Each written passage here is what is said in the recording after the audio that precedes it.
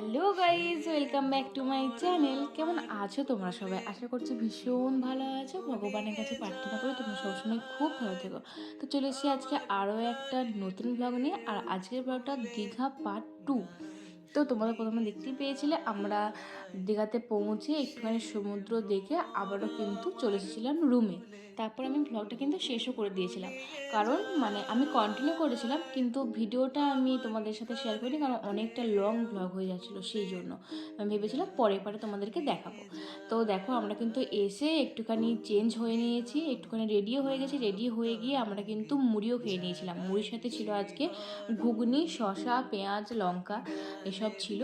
তো আমরা সবাই মিলে মোটামুটি দেখতে পেলে যে রুম পুরোপুরি ফাঁকা হয়ে গেছে, কারণ সবাই সেই এসেই সমুদ্র দেখতে যায়নি আর কি। এসে ফ্রেশ ট্রেশ হয়ে মুড়িটুড়ি খেয়ে তারপরে সবাই বেরিয়েছে, আর আমরা এসেই সমুদ্র দেখতে গিয়ে তারপরে এসেছি এখানে, এসে নিজেরা চেঞ্জ হয়েছি, চেঞ্জ হয়ে মুড়ি খেয়েছি, তারপরে আমরা কিন্তু বেরিয়েছিলাম এই কজন মিলে। আমি, সায়নিকা, বৌদি, দিব্য, এই যে বড় মাইমা, ছোটো মাইমা, তারপরে একজন মেসোমশাই, মাসিমণি ছিল।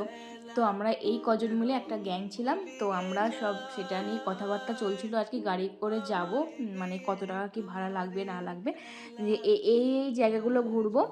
কয়েকটা জায়গা ঠিক করে নিয়েছিলাম, মোহনা, তালসারি, তারপরে তোমার আরও কী সব মন্দির টন্দির ওখানে পড়বে সেই সব জায়গা, তারপরে মিউজিয়াম, তারপরে ওই সেই বিজ্ঞান ভবন, ওগুলো সব দেখবো একসাথে নিয়ে কত টাকা কি লাগছে সেটা একবারে ঠিক করে আমরা কিন্তু গেছিলাম। পার হেড সবার 500 টাকা না 400 টাকা করে লেগেছিলো, মনে হয় 400 না 300 এরকম সামথিং কিছু লেগেছিলো।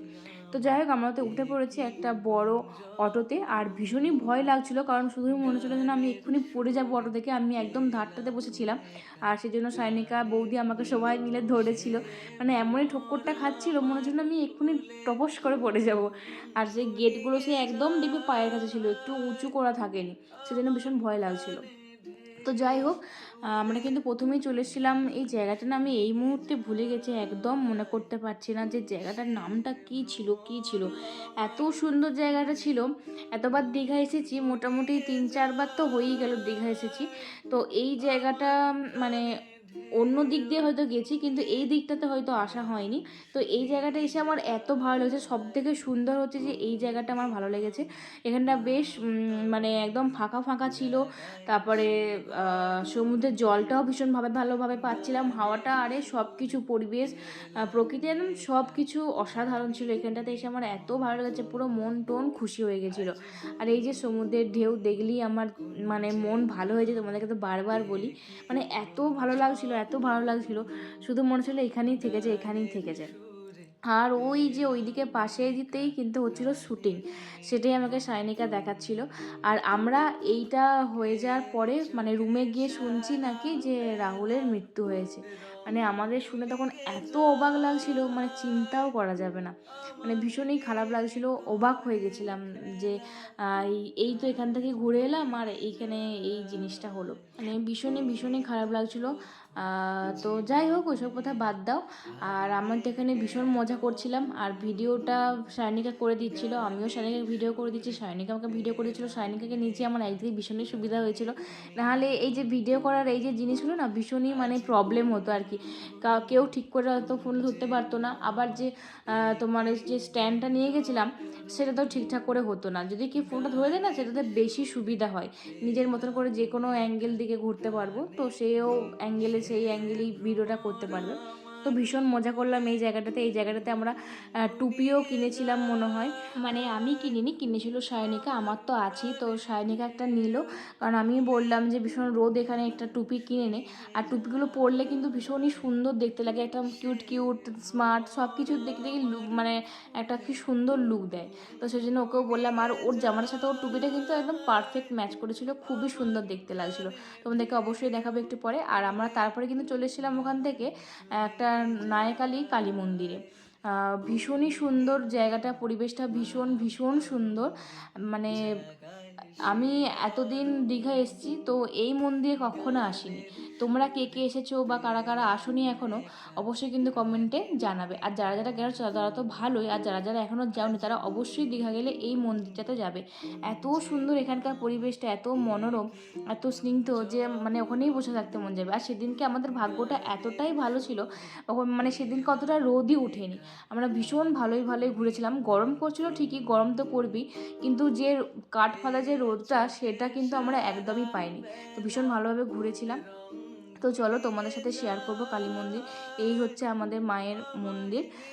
তো মাকে প্রথমেই এসে প্রণাম করে নিলাম, মায়ের জন্যই আমরা ঘুরতে পারছি, ভালো আছি। তো এভাবেই সবাইকে সবসময় খুব ভালো রাখুক, সুস্থ রাখুক, এটাই প্রার্থনা করি। তারপরে তো এই যে দেখতেই পাচ্ছ সবাই মিলে প্রণাম টনাম করে নিয়েছি। চলো এরপর তোমাদেরকে মন্দিরের চারপাশটা একটু ঘুরে দেখায়। এখনও অনেক কিছু হচ্ছে, বাঁশ টাস কাটানো আছে, হয়তো আরও বড় কিছু হবে। চারপাশটা বেশ সুন্দর মানে ঘেরা। তারপরে তোমার মানে গাছ লাগানো আছে, ওই দিকেতে রান্নাও হয় নাকি দেখছিলাম। এখানেতে সবাই মানসিক করার জন্য সেই গাছে যা বাঁধে সেসবও বাঁধছে, পুজো দিচ্ছে, বেশ ভালো লাগছে। তারপরে এসে এই যে ভীষণ গরম করছিল, একটু জল তেষ্টাও পেয়েছে, জল তো কিনেই ছিলাম, জল কেনার পরও একটু খিদে খিদেও পাচ্ছিল। আমরা বেরিয়েছি তো তখন কিন্তু আমাদের বেশি বেলাও হয়নি, তখন কটা বাজবে, ওই খুব জোর 9টা বাজবে বা 8:30 9টা বাজবে, মানে দেখে মনে হচ্ছিলো যেন 12টা বেজে গেছিলো। কিন্তু আমরা যত তাড়াতাড়ি ঘুরেছি, এত সুন্দরভাবে এত সকাল সকাল ঘুরে নিয়েছি বলে না আমাদের ভীষণ ভালো লাগছিলো। তারপরে যে এখানেতে আখের রস পাওয়া যাচ্ছিলো, সেটাই সবাই মিলে 1 গ্লাস করে নিয়ে নিলাম। আর ভীষণই মজা হচ্ছিলো, ভীষণই আনন্দ করেছি। তোমরা দেখি হয়তো ভিডিওটা দেখি বুঝতে পারছো যে আমরা কতটা সবাই মিলে আনন্দ মজা করেছি। এতটা আনন্দ মজা হবে সত্যি যাবার আগে আমরা ভাবিনি, ভাবছিলাম যে আদৌ মজা হবে কিনা, আদৌ কিছু হবে কিনা। আসলে দেখবে যখন ফ্যামিলির সঙ্গে যে একটা আলাদা মজা হয়, আবার যখন বন্ধু বান্ধবীর সাথে যাই তখন আরও একটা আলাদা মজা হয়। আর যখন আমরা বন্ধু বান্ধব ফ্যামিলি সব কিছু থাকে তখন তো অন্য লেভেলেরই মজা হয়। আর সেই অন্য লেভেলেরই মজা করেছি আমরা ভীষণ পরিমাণে। আর সায়নিকা তো পুরো আমার ফ্যামিলির সাথে পুরোপুরি মিশে গেছিলো, আর আমার ফ্যামিলিরাও সায়নিকার সাথে মিশে গেছিলো।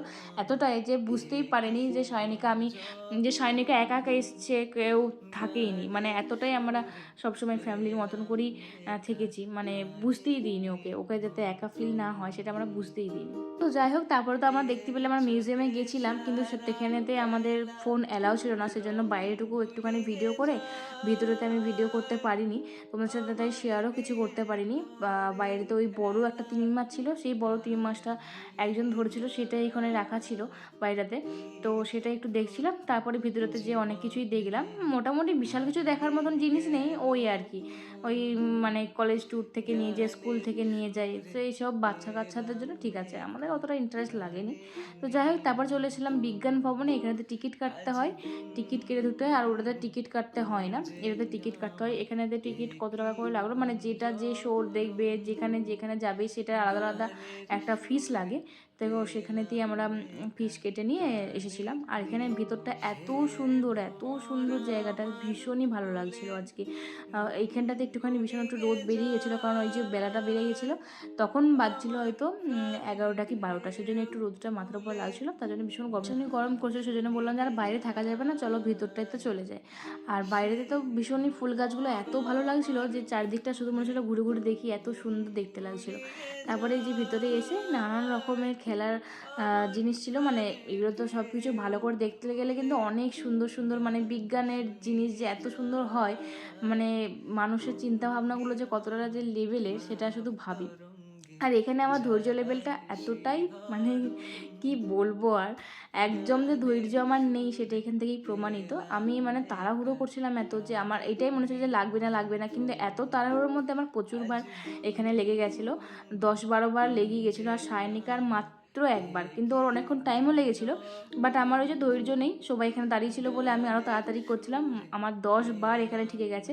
আর একটু যদি স্থিরভাবে করতাম তাহলে আমার লাগতো না, কিন্তু আমার ওই যে একদমই ধৈর্য নেই, একদমই নেই। আর এই যে এখানে একটা বল আছে, সেটাই যে আমি এখানে যতটা প্যাটেল করছিলাম, এই হাওয়াটা যাচ্ছিলো, এই হাওয়াটা দিয়ে ওই দুটোর মাঝখানে গোলাতে হবে, কিন্তু কিছুতেই হচ্ছিল না, যতবার ট্রাই করছিলাম কিছুতেই হচ্ছিল না, একবার করে যাচ্ছিলো আবার নেমে যাচ্ছিলো, কিছুতেই পারলাম না। সায়নিকাও পারেনি, আমিও পারিনি, কেউই পারিনি ওখানের মধ্যে। তো তোমরা এখানে কে কে এসেছো আর কে কে এই খেলাগুলো খেলেছো সেটা কিন্তু অবশ্যই কমেন্টে জানাবে আজকে। আর এই যে তারপরে আবারও চলে এসেছিলাম এই জায়গাটাতে। এখানে যে কতগুলো মুখ দেখতে পাওয়া যাচ্ছে সেগুলোই সবাইকে দেখাচ্ছিলাম, আমাকেও দেখাচ্ছি। সায়নিকাকে কতগুলো, আমি সায়নিকাকে বলছি দেখ তোকে কতগুলো, তুই কতগুলো হয়ে গেছিস এদিকে। তারপরে আর একটা জায়গাতে এসেছিলাম, এখানটাতে দেখে মনে হচ্ছিলো গুহাতে ঢুকে গেছি। মানে চারিদিকে শুধু আমি, মানে একটা দরজা দিয়ে মনে হচ্ছে না আর একটা দরজা ঢুকে যাব, কিন্তু না, ধাক্কা খেয়ে যাচ্ছিলাম। মনে হচ্ছে না অনেক দূর চলে যাবো, অনেক দূর চলে যাবো, ভিতর দিয়ে যাওয়া যাবে যাওয়া যাবে, কিন্তু না, যত যাচ্ছিলাম ধাক্কা খেয়ে যাচ্ছিলাম, আবার এক একটাতে চলেও যাচ্ছিলাম, মানে এরকম ব্যাপার আর কি। বেশ মজার মজার জিনিসগুলো ছিল, আমার ভীষণই ভালো লাগছিলো। এখানে বাচ্চারা এলে তো ভীষণই মজা হবে, কারণ আমরা বড়রাই যদি এত মজা করি, বাচ্চারা তো আরও বেশি বেশি করে মজা করবে। তাই যখনই ঘুরতে যাও না কেন দীঘাতে, এই জায়গাগুলোতে অবশ্যই আসবে। আমি এই প্রথমবারই এই দুটো জায়গাতে এলাম, মিউজিয়ামে, বিজ্ঞান ভবনে, এই দুটো জায়গাতেই প্রথমবারই এলাম। দীঘা এসেছি 4বার, কিন্তু এই প্রথমবার এই জায়গাগুলোতে এলাম। আর এই যে মুখ, মানে মুখ কাটা বাকি দেহটা দেখতে পাওয়া যায় না, এটা আমি সব জায়গাতে দেখেছিলাম যে সবাই ছবি তুলে, কোথায় তুলে এটা, যে এটা যে দীঘাতে আছে আমি জানতামই না। বেশ মানে শখটা পূরণ হয়ে গেল, ভালো লাগছিল। তোমরা কে কে তুলেছিলে এরকমভাবে আমাকে অবশ্যই কমেন্ট করবো। আর এ একটা ট্রি ছিল যেটা হাততালি দিলেই লাইট জ্বলতো, তাই দেখছিলাম যে আমাদের হাততালির কত জোর আছে, আমার তো একদমই নেই, দেখতেই পেলাম। তো তারপরে এখানে চলে এসেছিলাম থিয়েটার, ওই 3D শো ছিল আমাদের, সেইটার টিকিট কেটেছিলাম যে দেখবো কীরকম হয়, কেমন কি। কিন্তু ভিতরে ফোন অ্যালাউ করা থাকেনি। আমার তো ভীষণই ভালো লাগছে এই শোটা, 3D শোটা।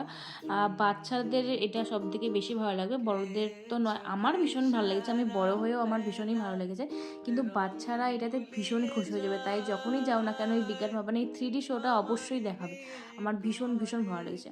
তারপর ওখান থেকে চলে এসেছিলাম 3D শো দেখার পরে, ওখানে 3D শো দেখেছি। তারপরে মহাকাশেরও একটা কি শো টো দেখলাম, ওইটাতেও অতটা ভালো লাগেনি। আর ওইখানেতে সবাই যে ভীষণ পরিমাণে ঘুম দিয়েছিল এসির মধ্যে, আর বাইরেতে ভীষণ গরম ছিল, আর এসির মধ্যে যে সবাই এত ঘুম দিয়ে দিয়েছিল যে আর ভিডিও করি না, ভিডিও অ্যালাও থাকেনি। তারপরে এখানেতে এসে একটুখানি লস্যি টস্যি খেয়ে নিলাম, এরপরে যাব হোটেলে, তারপরে স্নান করতে যাব সমুদ্রে। তো চলো আজকের মতন ভিডিওটা এই পর্যন্ত, আবার দেখা হচ্ছে পরের পার্টে। আর হ্যাঁ, ভিডিওটা কেমন হলো সেটা কিন্তু অবশ্যই কমেন্টে জানাবে, ভালো লাগলে অবশ্যই লাইক কমেন্ট শেয়ার করে দেবো। বাই।